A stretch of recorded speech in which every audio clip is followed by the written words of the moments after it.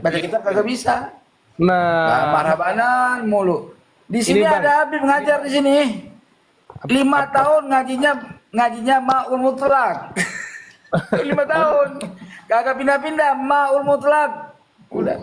Saudara sekalian, ada video menarik. Ini video Tengku Kori Muda, saudara sekalian, di mana ketika ditanya kepada seorang muhibbin, ya, dia ditanya, apakah Anda percaya bahwasanya karomah-karomah yang tidak masuk akal oleh klan Ba'alwi itu memang benar adanya.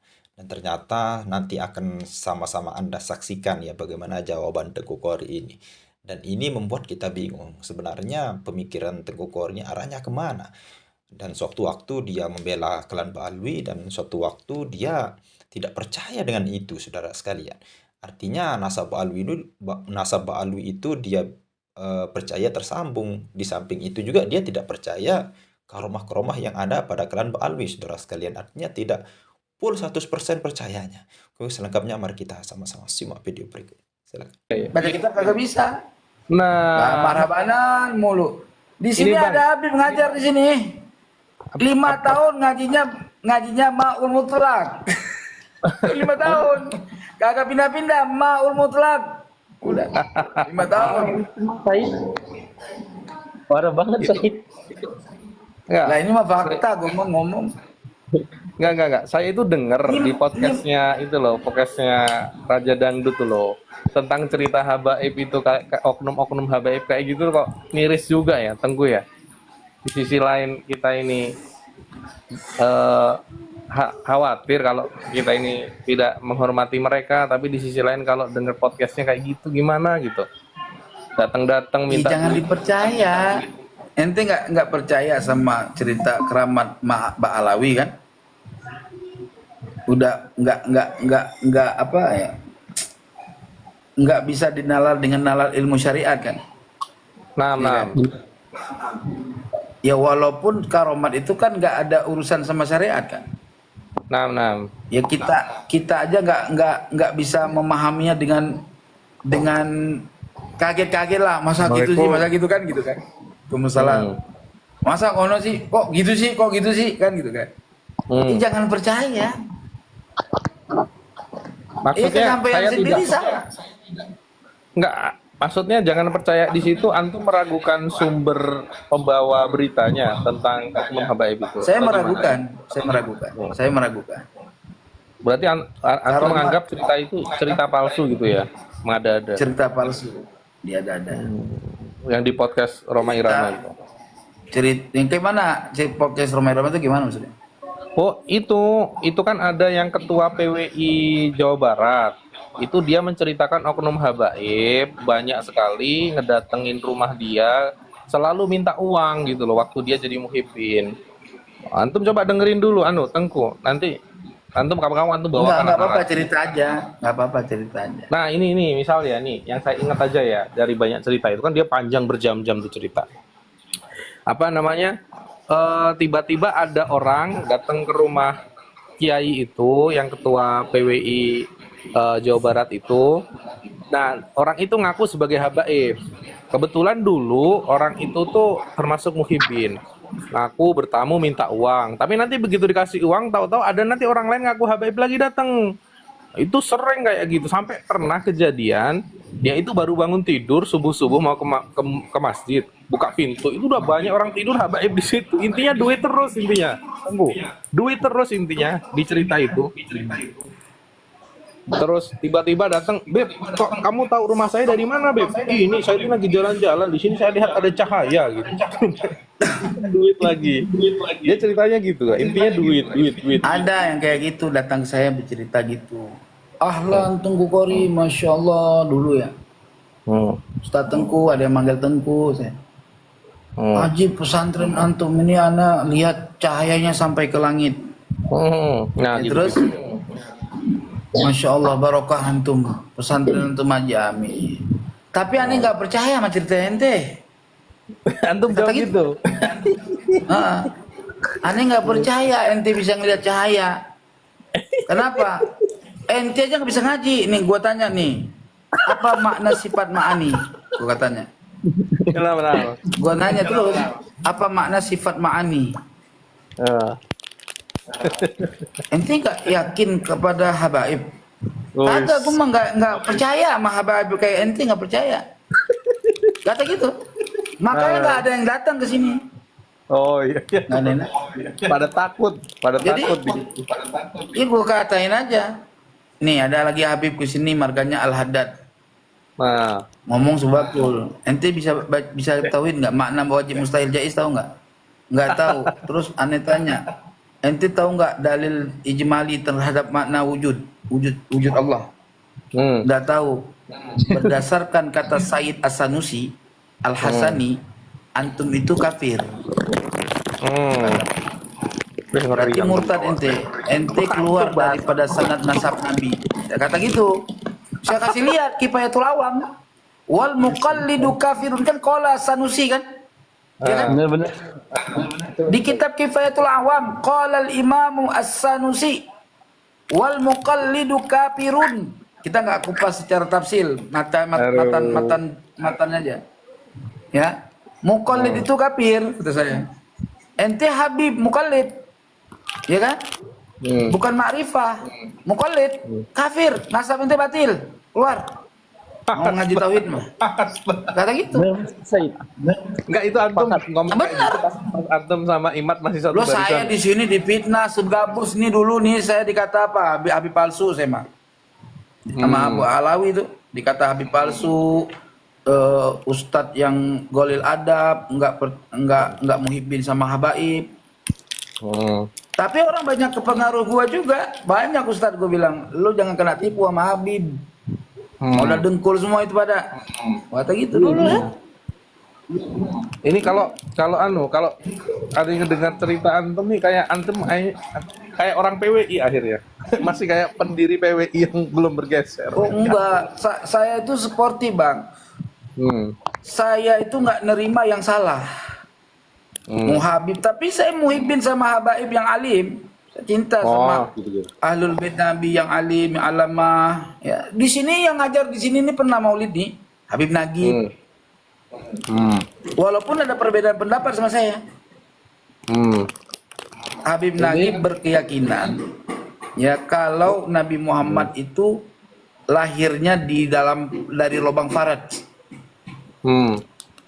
Kata Habib Nagib, saya bilang, man ya'taqada bi anna nabiyya Muhammad sallallahu alaihi wasallam yuladu min farjihi ummihi faqad kafar, kata saya gitu. Siapa orang yang berkeyakinan bahwa Nabi kami Muhammad sallallahu alaihi wasallam dilahirkan dari farj ibunya, faqad kafar kama qala Malik, kata saya. Terdiam. Terdiam. Mungkin sekarang udah berubah. Iya Said. Jangan. Ya harus tegas. Gimana? Saya demen mah kayak gitu. Tapi Tengku. Tapi itu kan bukan nas hadis yang antum bawakan kan? Qaul ulama ya. Yang antum bawakan Mana nih? Yang tentang Oh iya. lewat pergi. Qaul ulama yang antum bawakan ya, barusan.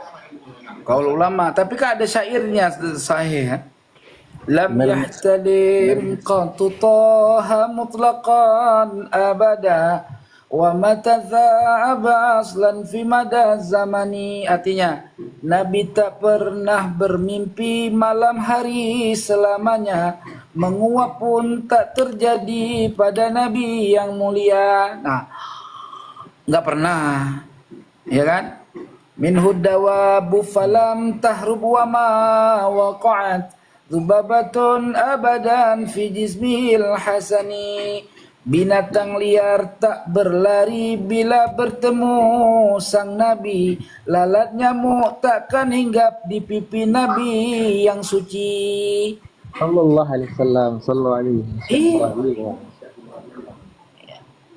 Minhud apa?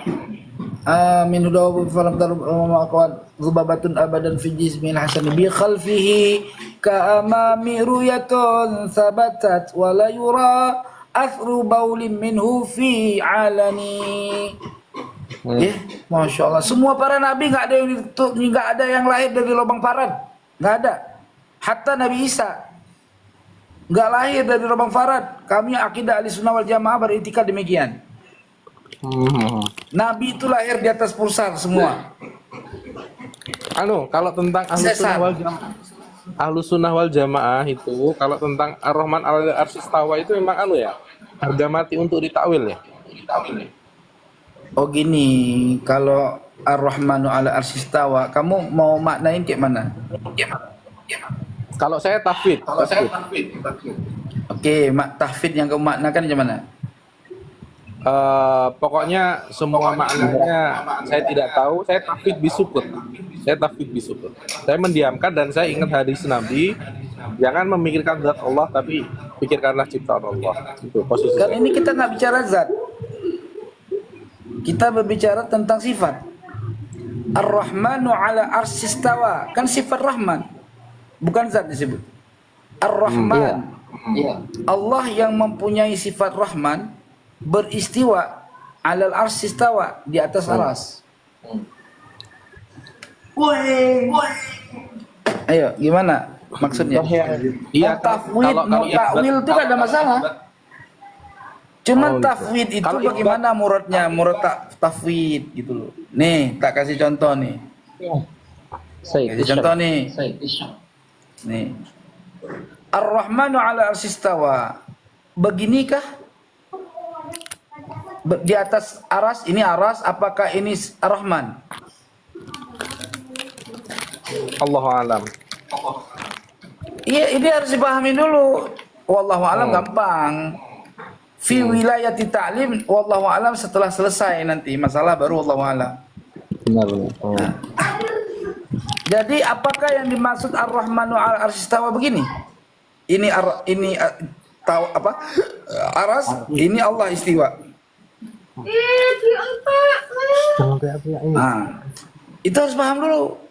Maka sepakat Ahlussunnah wal Jamaah, walau minasyiah, sekalipun dari golongan Syiah, dia memaknakan Allah tidak beristiwa di aras, itu maknanya.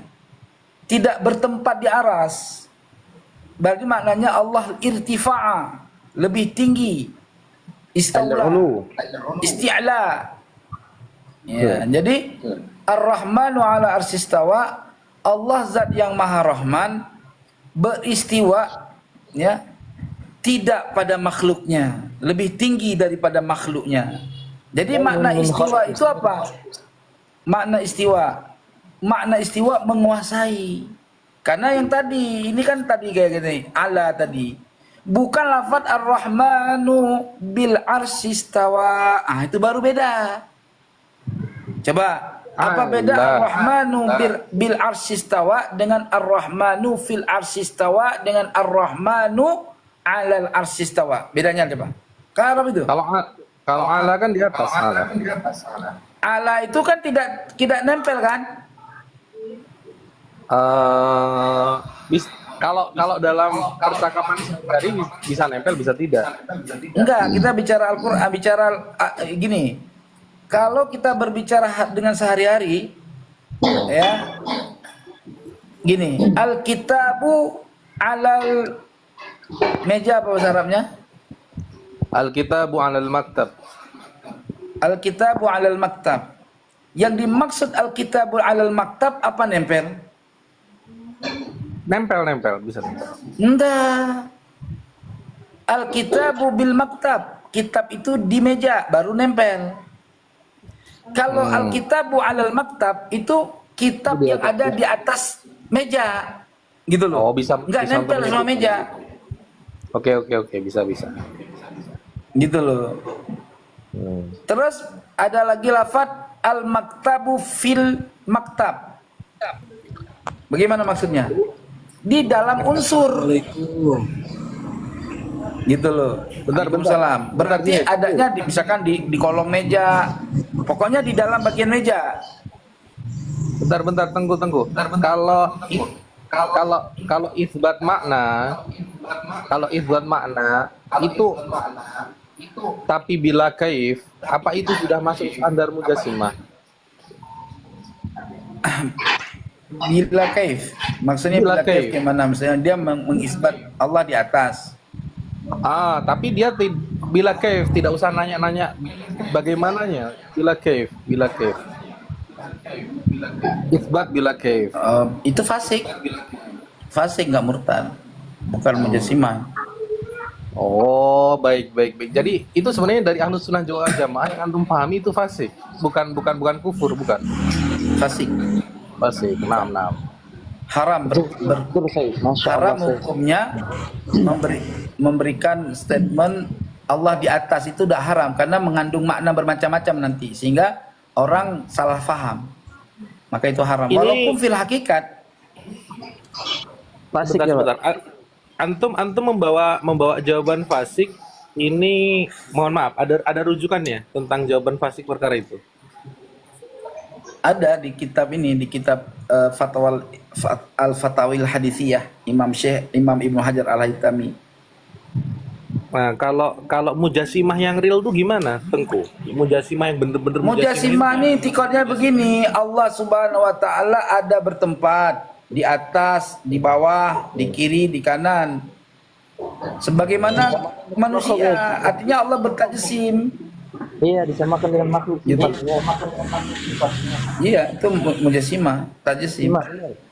Saya suka heran itu sama orang mujassimah yang mengatakan Allah di atas aras. Kenapa di ayatnya itu kan Allah pakai Ar-Rahman ya, bukan nggak langsung Allah ala rasis tawa ya? Nah, ini anu lagi nih. Pemikiran baru nih. Oke, diskusikan coba kita. Ada lagi kayak gini nih, kata-kata Allah punya tangan tapi tidak sama Iya. dengan makhluknya. Nah itu Ya, nggak masuk khawari, banyak yang nggak bilang masuk ya mujassimah. banyak yang bilang di golongan sebelah ya, orang sebelah katanya Allah di atas aras itu menandakan Allah di atas. Kalau memang untuk menandakan Allah di atas, kenapa Allah di ayatnya itu pakai Ar-Rahman bukan langsung namanya sendiri Allah gitu kan? Ya, Ar-Rahman kan juga nama Allah, Pak. Salah satu nama Allah Iya, itu, Pak. jadi itu kan Ar-Rahman juga kan salah satu sifat ya. Si anu nama dan sifat, Pak. Nama. Iya, nama dan sifat. Kenapa nggak langsung Allah ala rasis tawa gitu? Kalau emang untuk menunjukkan eksistensi Allah gitu kan? Ya itu herannya mujassimah saya di sana. Iya, maksud Bang Andri ini kenapa Allah tidak mengungkapkan dengan ismu zat, Iya, ismu zat sifat. gitu. Misalkan gini, Allahu alal arsy istawa. Kayak Allah wa Tapi Allah memakainya dengan ismu sifat yang disebut sifat kamaliyah kan? Ya kan? Kan sifat nama zat Allah kan cuma satu, nggak ada lain kan? Allah aja kan? Selain daripada Allah kan nama sifat kamaliyah namanya. Antum Ada pernah nama sifat zatiyah, sebentar. Nah, Ada nama sifat zatiyah, ada nama sifat kamaliyah. Nah, sifat zatiyah itu unsur pada zat, bukan kamaliyah. Misalkan kayak kita kan ada sifat zat, unsur pada zat. Apa? Fana, ya kan? Hudus, ya kan? Mumasalah, ya kan? Khawatir. Ajaz, ya kan? Jahlun, ya kan? Nah, itu kan sifat zatiyah kita kan? Iya. Nah, kamaliyahnya kita apa? Alimun, ya kan? Wujudun. Nah, wujudnya kita ini kan sebetulnya bukan zatiyah kan? Kamaliyah. Wujud kita kan selama adanya kita, sah tidak ada kan? antum pernah debat langsung sama orang-orang Wahabi belum? Yang Oh, berilmu, Bang. maksudnya. Yang berilmu. Wahabi ini di Bekasi ini sejak remaja saya kejar, Bang. Kamu tahu Ustadz Aslam Zainal Abidin? Itu udah pernah iya. hadapan sama saya. Hmm. Puyeng dia Di ngadepin forum, saya, Bang. di forum itu atau Di maksudnya? forum. Saya sampai diutus rombongan dia waktu berdebat sama Ustadz Aslam itu LC. Itu saya dilayanin sama Sofyan, Ustadz Sofyan. Di musola. KO dia berdebat sama saya, ujung-ujungnya saya dilaporin ngedar ganja. Masuk penjara saya sebentar. Kok bisa gitu saya? Iya, Jadi gara-gara saya dari ngerokok. ekonomi mungkin polisi ya. Ya, saya ngerokok ceritanya. Pas saya ambil rokok, tinggal 2 batang, sisa 1 batang kalau di tangan satu kan. Saya tawarkan Ustadz itu, Ustadz mau rokok?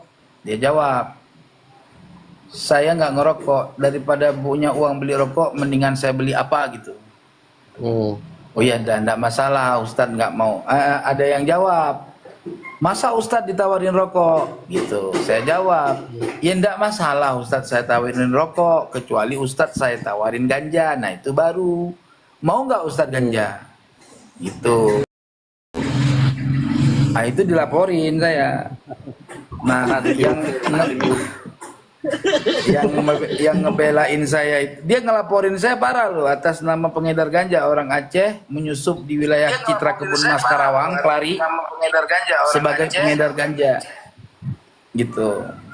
Nah akhirnya tuh Kiai MUI, ketua MUI, Waalaikumsalam, ketua MUI Tatang Samsudin waktu itu almarhum, masih hidup dulunya, itu yang menyelamatkan saya datang ke Kapolres sehingga saya nggak jadi ditangkap.